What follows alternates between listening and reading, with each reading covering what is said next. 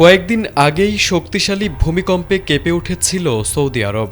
সেই রেশ কাটতে না কাটতেই দেশটির পূর্বাঞ্চলীয় প্রদেশে আবারও 4.3 মাত্রার ভূমিকম্প আঘাত হেনেছে। বারবার এই ভূকম্পন নতুন করে উদ্বেগ তৈরি করেছে দেশটির সাধারণ মানুষের মনে।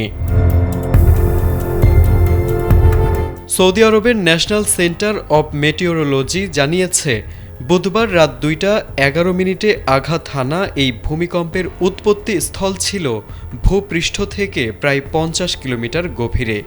এই ভূমিকম্প তুলনামূলক কম ক্ষতিকর হলেও বিস্তৃত এলাকায় এর কম্পন অনুভূত হয়, যা জনমনে আতঙ্ক সৃষ্টি করে।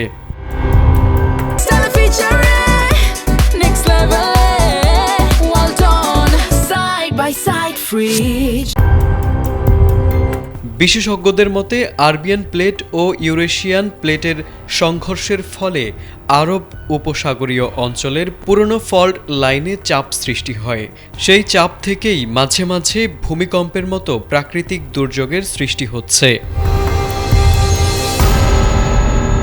মধ্যপ্রাচ্যের বিভিন্ন দেশে প্রায়ই ভূমিকম্প অনুভূত হয়। চলতি বছরের 4 নভেম্বর ওমানের মোসান্দামের দক্ষিণে 4.6 মাত্রার ভূমিকম্প আঘাত হানে।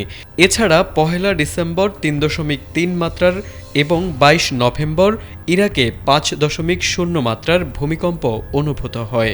বিশেষজ্ঞরা বলছেন, ইরান, ইরাক, ওমানের মতো দেশগুলো নিয়মিত ভূমিকম্প প্রবণ হলেও উপসাগরীয় অঞ্চলে সাম্প্রতিক সময়ে ঘন ঘন ভূকম্পন অনুভূত হওয়া এক ধরনের সতর্ক সংকেত।